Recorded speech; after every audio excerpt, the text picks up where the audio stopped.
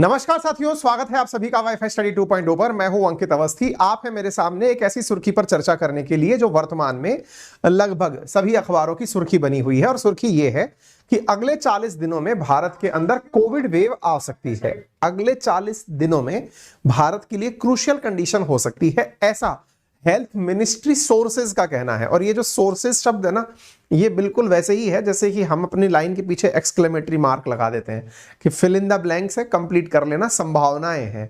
यानी कि एक प्रकार से सोर्सेज कोई भी सरकारी व्यक्ति होता तो है, लेकिन कभी भी वो ये नहीं कहता कि मैं 100% श्योरिटी से ये बात बोल रहा हूं। लेकिन इतना देखते हुए अखबारों की ये हेडलाइन बन जाता है। इसका मतलब ये हुआ कि सरकार ना चाहते हुए भी अपना नाम तो लेगी नहीं, लेकिन किसी सरकारी व्यक्ति के माध्यम से अंदर दी टेबल खबर बाहर आ जाती है। तो अभी साहब सबसे बड़ा सवाल ये क्रिएट होता है कि अगले 40 दिन भारत के लिए क्यों क्रूशियल हैं, क्यों सुर्खियां बन चुके हैं कि भारत के लिए अगले 40 दिन कोविड केसेस के अंदर एक बहुत बड़ा सर्ज दिखा सकते हैं, एक बड़ी संख्या इसके अंदर दिखा सकते हैं। इसके पीछे का तर्क क्या है? तो देखिए, तर्क जो है वो आधारित है अनुभवों पर, और अनुभव है इस बात के कि जितना भी कोरोना संक्रमण हुआ है वो एक व्यक्ति से दूसरे व्यक्ति तक संक्रमण के आधार पर और ट्रैवलिंग के आधार पर हुआ है। उदाहरण के लिए अगर आज एक क्षेत्र में इंडिया की बात कर लेते हैं, इंडिया में अगर कोरोना की एंट्री माने तो इंडिया में कोरोना, चीन में जब कोरोना देखा गया था उसके 60-70 दिन बाद केरल की एक लड़की जो कि वुहान से पढ़कर आई थी, वहां से शुरू हुआ था और संपूर्ण भारत के अंदर आ गया था। लेकिन कोरोना जब चीन में लहर के रूप में फैला था, उसके 6-7 महीने बाद भारत में कोरोना की लहर आई थी। अर्थात व्यक्ति से व्यक्ति में फैलने का एक समय होता है, जहां सामान्यतया अल्फा, बीटा, गामा, डेल्टा ये एक व्यक्ति से दूसरे व्यक्ति में फैलने की एक नियत संक्रमण रेट रखते हैं। वहीं ओमिक्रॉन का ये BF7 जो वेरिएंट है, ये सामान्यतया एक व्यक्ति से 18 व्यक्तियों में औसतन फैल सकता है। इसकी संक्रमण क्षमता बहुत तीव्र है। यही कारण है कि जो अन्य वेरिएंट्स के प्रसार का जो क्रम था, उससे कहीं तीव्र अपेक्षा इस वेरिएंट की जा रही है। अब थोड़ा घटना को विस्तार से भी पढ़ लेते हैं। चीन और दुनिया में कई देश ऐसे हैं जहां पर तेजी से कोरोना का संक्रमण फैल रहा है, जिसके चलते सरकार और विदेश के जो देश हैं वो भी फिलहाल के लिए अलर्ट मोड पर चले गए हैं। ऐसी स्थिति में यह मानते हुए कि यदि संक्रमण जिस तरह से फिलहाल वर्तमान में चीन में देखा जा रहा है, अगर वैसा ही हुआ और जिस तरह से दुनिया के लोग इधर से उधर आ रहे हैं, तो सिंपल सी कैलकुलेशन है कि आने वाले 40 दिन में भारत के अंदर संक्रमण की दर तीव्र हो सकती है और बहुत बड़ा भारत के अंदर भी कोविड का सर्ज देखने को मिल सकता है। अगेन, ये रिपोर्ट्स की बात है, ना तो कोई मंत्री ये बात बोल रहा है, लेकिन समाचार पत्रों की हेडलाइन जरूर बन गई हैं। अब ऐसी हेडलाइंस कैसे आ जाती हैं नहीं पता, लेकिन हमने आपको वो हेडलाइन पढ़ के सुना दी है। आगे बढ़ते हैं। अब जिस तरह की वर्तमान में सरकार तैयारी कर रही है, उन तैयारियों से इस हेडलाइन को थोड़ा बैकिंग मिलता है, यानी कि सरकार की बातों को और थोड़ा प्रभावी तरीके से समझने का आसान तरीका लगता है।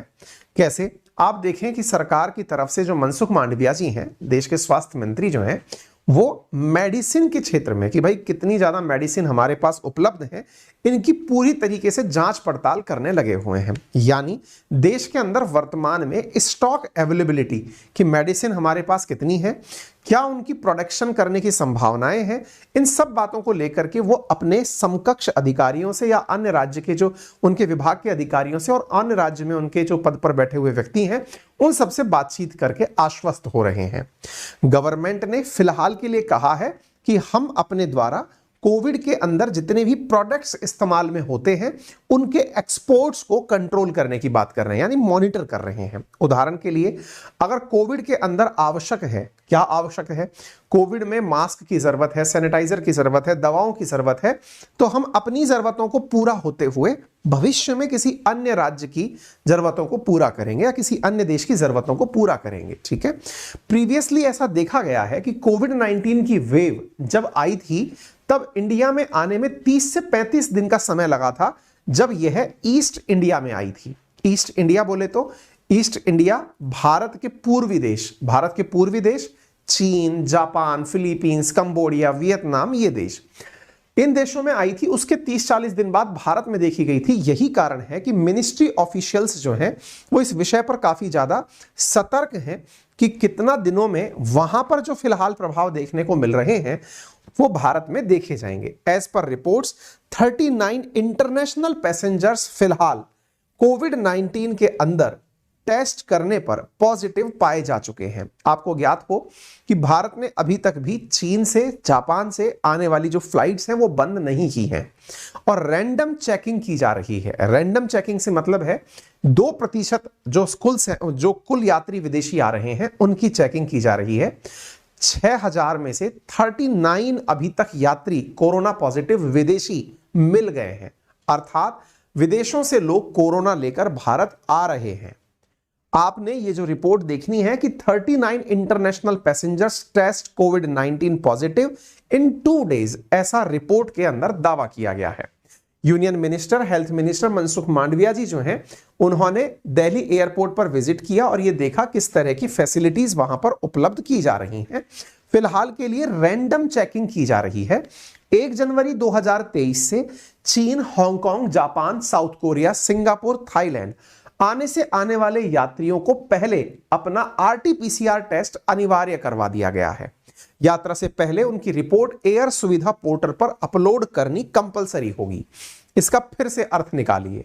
जहां तक रिपोर्ट्स की बातें हैं, सरकार जिस तरह से प्रिकॉशंस बरत रही है, इसका अर्थ है कि यह संभावना से इनकार नहीं किया जा सकता कि भारत में कोविड के केसेस नहीं बढ़ेंगे, क्योंकि जिस तरह से अभी बहुत अच्छे से स्क्रीनिंग करने का प्रयास जारी किया जा रहा है, जिस तरह की तैयारियों की मुआयने कर रहे हैं, हॉस्पिटल्स को कहा जा रहा है कि वो अपने संसाधनों को क्रॉस चेक कर लें, ऑक्सीजन सिलेंडर्स, दवाएं वो पूरी तरह से उपस्थित हैं या नहीं ये जांच लें।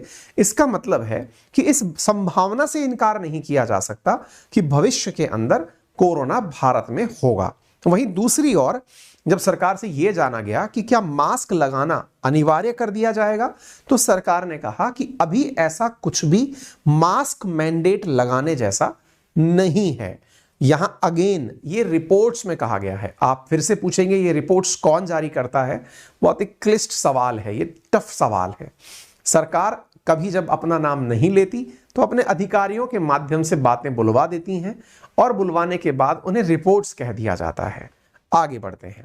कोविड-19 के केसेस में जहां सब कुछ देशों के अंदर ऐसी स्थिति देखी जा रही है, अब एक चीज जो यहां पर देखने को मिल रही है और वो ये है कि दुनिया भर के लोग चाइना के अंदर आ रहे इस वेरिएंट को समझने का प्रयास कर रहे हैं। जैसा मैंने आपसे कहा कि ये जो BF7 वेरिएंट है, ये बहुत तेजी से संक्रमण कर रहा है। आंकड़े हैं कि यह 16 से लेकर 18 लोगों को संक्रमित करता है। इसको तुलनात्मक रूप से कैसे समझें? अगर हम इसकी तुलना डेल्टा से करें तो यह डेल्टा से 5 गुना ज्यादा संक्रामक है। यानी अगर किसी व्यक्ति को डेल्टा की वजह से, यानी कोरोना के डेल्टा वेरिएंट की वजह से कोविड हुआ था, तो वर्तमान में इस BF7 जो कि ओमिक्रॉन का सब वेरिएंट है, इससे होने वाला संक्रमण 5 गुना तीव्र हो रहा है। डेल्टा 100 दिनों के बराबर जितने लोगों में फैला था, यह वायरस 15 दिनों में फैल रहा है। यानी इसकी संक्रमण दर काफी तेज है। और सबसे खास बात इसकी यह है कि अगर कोई व्यक्ति इसके संक्रमण से ग्रसित भी है तो उस व्यक्ति को यह टेस्ट के बावजूद भी पता नहीं चल रहा है। इन दिनों जो कोविड टेस्ट कराए भी जा रहे हैं, उनमें इसकी रिपोर्ट्स भी निकलकर नहीं आ रही हैं। चीन और भारत का अब एक तुलनात्मक अध्ययन समझ लीजिए कि आफ्टर ऑल ये 40 दिन का फिगर बाहर कैसे आया। असल में चीन का पहला केस 5 जुलाई 2022 में नोटिस किया गया था। वहीं भारत का पहला केस 18 सितंबर 2022 को नोटिस किया गया। जुलाई, अगस्त, सितंबर, 5 जुलाई से 5 अगस्त, आप इस प्रकार से अंतर इनके बीच में देख सकते हैं। चीन में इस वेरिएंट की लहर 5 अगस्त को आई थी। भारत में अभी तक इसकी लहर आई नहीं है। उम्मीद की जा रही है कि इसकी लहर आएगी। इसके पीछे का क्या कारण है? इसके पीछे का कारण है कि चीन से भारत आने में जो लगने वाली समय सीमा है, उसको कहीं ना कहीं कैलकुलेशंस में, रिपोर्ट्स में काउंट किया गया है। उदाहरण के लिए, भारत में जब पहली बार कोरोना वायरस आया था, वो चीन के 61 दिनों बाद देखा गया था। चीन में 1 दिसंबर 2019 यानी लगभग आज से 3 साल पहले पहला केस दर्ज किया गया था। हुबई का एक प्रांत 55 वर्षीय व्यक्ति, प्रांत के अंदर एक 55 वर्षीय व्यक्ति को यह केस हुआ था। उसके बाद धीरे धीरे 1 दिसंबर से जनवरी में पहुंचते पहुंचते यह थाईलैंड में पहुंचा 41 दिन में, जापान में 47 दिन बाद केस रिपोर्ट किया गया, अमेरिका में 52 दिन बाद, भारत में 61 दिन बाद, जब वुहान यूनिवर्सिटी में पढ़ने वाली एक 20 साल की बच्ची केरल लौटती है, और ब्राजील में यह 87 दिनों बाद पहुंचा, क्योंकि तुलनात्मक रूप से ब्राजील काफी दूर भी है और कनेक्टिविटी के हिसाब से इतनी फ्रीक्वेंसी नहीं है। अब अगर हम बात करते हैं भारत और चीन के बीच में लहर कब कब आई, लहर में कितना अंतर आया, तो यहां पर आंकड़े हैं कि चीन में जब पहली लहर आई थी वो जनवरी अप्रैल 2020 में आई थी। फिर से देख लें आप, 1 दिसंबर 2019 को पहला केस आया, जनवरी से अप्रैल के बीच में केसेस की संख्या बढ़ने लगी और संक्रमण की संख्या चीनी आंकड़ों के हिसाब से 82,000 थी, जबकि वास्तविकता किसी को नहीं पता है। लेकिन भारत में पहली ही लहर 7 महीने बाद आई थी। हम लोग अगस्त 2020 से जनवरी 2021 के बीच में प्रभावित हुए। संक्रमणों की संख्या 2,78,944 देखी गई।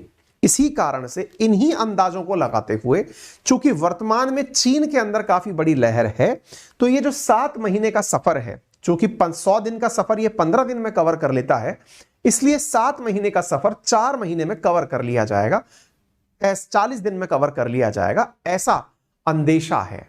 यही कारण है कि भारत के अंदर अगले 40 दिन और अहम हो जाते हैं, क्योंकि इसकी संक्रमण रेट काफी तेज है और विदेशियों का आना फिलहाल जारी है। उदाहरण के लिए सरकार भी इन चीजों से पूरी तरह से ध्यान रखते हुए आगे बढ़ रही है। फिलहाल के लिए सरकार ने यह इंश्योर करने का काम किया है कि भारत में ऑक्सीजन की अवेलेबिलिटी पर्याप्त मात्रा में हो और लाइफ सपोर्ट इक्विपमेंट जो हॉस्पिटल्स में है वो पर्याप्त मात्रा में उपस्थित हो। भारत सरकार ने स्थित जानकारी देते हुए बताया है कि फिलहाल 81 लाख डोजेस स्टॉक में अवेलेबल हैं वैक्सीनेशन की। 2 डोज लगने के बाद में डोज लगने वालों की संख्या फिलहाल 31,000 से 39,000 हो गई है। देश में 18 साल से अधिक के 22.34 करोड़ को ही फिलहाल बूस्टर डोज लगी है। 2 दिन में जांच कराने वाले भी फिलहाल बढ़े हैं। 19 दिसंबर को जहां 61,000 नमूने जांचे गए थे, 21 को 1.17 लाख नमूने जांचे गए हैं, यानी कि लोग भी अब प्रिकॉशंस को ज्यादा सीरियसली ले रहे हैं। सितंबर में जहां भारत में 5 से 7,000 केस आ रहे थे, फिलहाल केसेस की संख्या में कमी है, लेकिन केसेस की संख्या नमूने बढ़ने पर बढ़ भी सकती है। चीन के मुकाबले ये कहा जा रहा है आईएमए के द्वारा कि भारतीय लोगों की इम्यूनिटी अधिक है, लेकिन इस बात से भी इनकार नहीं किया जा रहा है कि सरकार अलर्ट मोड पर है। चिंता तब एक बार और बढ़ जाती है जब फिलहाल 22 दिसंबर को कार्यक्रम जो दलाई लामा का बोध गया में शुरू हुआ है, जो 1 महीने तक चलेगा, जिसमें Japan, Thailand, Vietnam, Tibet, Burma जैसी जगह से बड़ी मात्रा में लोग पधारेंगे। तो ऐसी स्थिति में प्रशासन पूरे अलर्ट मोड पर है कि इतने देशों से लोग जब आएंगे तो संभव है कि इस कार्यक्रम की वजह से बड़ी मात्रा में कोरोना का संक्रमण भी देश में चलकर आ जाए। इसी कारण से यहां पर पर्याप्त मात्रा में विदेशी जो नागरिक आ रहे हैं उनके संक्रमण पर टेस्ट करने की आवश्यकता होगी। चूंकि जापान में 7 दिन के भीतर हर रोज 1.5 लाख से ज्यादा मरीज मिल रहे हैं। 20 दिसंबर को 1.87 लाख से ज्यादा केस यहां निकल कर आए हैं। ऐसी स्थिति में यह चिंता और ज्यादा बढ़ जाती है। फिलहाल के आंकड़े, जापान में चूंकि हर चीज को बहुत खुल करके रखा जाता है, तो फिलहाल जो आंकड़े निकल कर आ रहे हैं वो ये हैं कि जापान में 29 दिसंबर को एक ही दिन में 415 मौतें हुई हैं कोरोना की वजह से। वहीं एक और चीन ने अपने द्वारा यह क्लियर कर दिया है कि वो लोगों को ये आंकड़े ही नहीं बताएगा कि उनके यहां पर कितने संक्रमित लोग हैं, और ना ही वो लोगों को आंकड़े साझा करेगा, ना ही वो अपडेट करेगा। दूसरी ओर चीन ने अपने यात्रियों पर से प्रतिबंध भी हटा दिया है और उन्हें कहा है कि वो जहां जाना चाहते हैं बढ़िया से जाएं। यही कारण है फिलहाल दुनिया भर के लोग चीनी यात्रियों के ऊपर अपने अपने तरीके के प्रतिबंध लगा रहे हैं, जिसका चीन मुखर विरोध कर रहा है। हाल ही में यूरोपियन यूनियन के कई देशों ने यह कहा है कि चीन से आने वाले नागरिकों का प्रॉपर तरीके से कोविड टेस्ट किया जाएगा। इस वजह से चाइना थोड़ा नाराज भी हुआ है। उसने हाल ही में यानी कल ही कहा कि चाइनीज लोगों को इस प्रकार से चेक किया जाना डिस्क्रिमिनेटरी है, यानी कि हमें अलग ट्रीट कराता है, विभेदात्मक है। इसका अर्थ यह होगा कि ये सारी चीजें चीन को नीचा दिखाने के लिए की जा रही हैं। मैनी कंट्रीज वेलकम चीनीज टूरिस्ट, क्योंकि ये हम लोगों ने इमिग्रेशन को कंट्रोल को रिलैक्स किया है, लेकिन लोग हमें नीचा दिखाने के लिए ऐसा कर रहे हैं। अब क्या पता चीन ने जो फिलहाल बॉर्डर खोले हैं वो कितने देशों में जाकर के फिर से तबाही मचाएंगे। उम्मीद करते हैं कि किसी को बहुत बड़ा नुकसान ना हो, लेकिन अगर एक्सपर्ट्स की बात माने तो ये चीन का जो नया वेरिएंट BF7 है, जो चीन से फिलहाल जो संक्रमण दिखा रहा है, यदि इसमें और ज्यादा वर्स्ट कंडीशंस बन गई तो स्थितियां और बिगड़ जाएंगी। क्योंकि आप यहां देख सकते हैं, यहां पर वैज्ञानिकों का मत है कि इसका और भी कोई वेरिएंट संभव निकल कर आ सकता है। आप में से कुछ लोगों का एक बहुत बड़ी देर से कमेंट चल रहा है, क्या एग्जाम्स कैंसिल होंगे, क्या परीक्षाएं खिसक जाएंगी, क्या लॉकडाउन लग जाएगा क्या? देखिए, ये प्रेडिक्शन करने वाले आप और हम कोई नहीं होते, लेकिन अनुभवों से एक बात कह सकते हैं, जिंदगी चलती रहेगी, एग्जाम्स होते रहेंगे, मोड बदलते रह सकते हैं, लेकिन आप अपनी दिनचर्या को जैसे फॉलो करते चल रहे हैं, आप चलते चलिए। आप इन वजह से, क्योंकि आपने बहुत बड़े बड़े चुनौतियों को सक्सेसफुली कंप्लीट करके आगे निकल कर आए हैं, आप सभी वॉरियर्स हैं और आप आगे भी ऐसे ही बढ़ेंगे। इसी सकारात्मकता के साथ आप आगे चलते रहें। फिलहाल के लिए इतना ही। और मेरा रेफरल कोड है अंकित10। 2023 के जितने भी सब्सक्रिप्शंस ऑफर आपके लिए आ रखे हैं, उन सब में 23% का डिस्काउंट आप मेरा रेफरल कोड यूज करके ले सकते हैं। आप सबके लिए नव वर्ष के प्रथम सप्ताह में मेरे द्वारा एक फाउंडेशन बैच लाया जा रहा है अनअकैडमी के साथ, जिसमें state PSC, SSC, defence, railway के जो विद्यार्थी हिस्ट्री, ज्योग्राफी, पॉलिटी, इकोनॉमी पढ़ना चाहते हैं, विशेष रूप से SSC वाले विद्यार्थी इसको ध्यान से सुने, क्योंकि अब उनके GK जो है वो मेंस में भी आने लगा है। उनके लिए 6 महीने का सब्सक्रिप्शन 1999 का है। यदि वो अंकित10 कोड यूज करते हैं तो उन्हें यह सब्सक्रिप्शन 1500 के अराउंड प्राप्त होता है।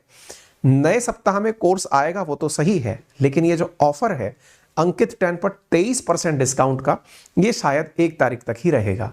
तो ऐसी स्थिति में यदि आप सब्सक्रिप्शन लेना चाहते हैं तो अभी अपना सब्सक्रिप्शन बुक कर लें।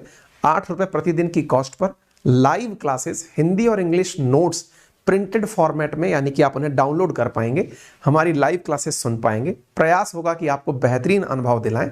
फिलहाल के लिए इतना ही। कोर्स का लिंक कमेंट बॉक्स में दिया गया है, आप उसे वहां से सब्सक्राइब कर सकते हैं। फिलहाल के लिए इतना ही।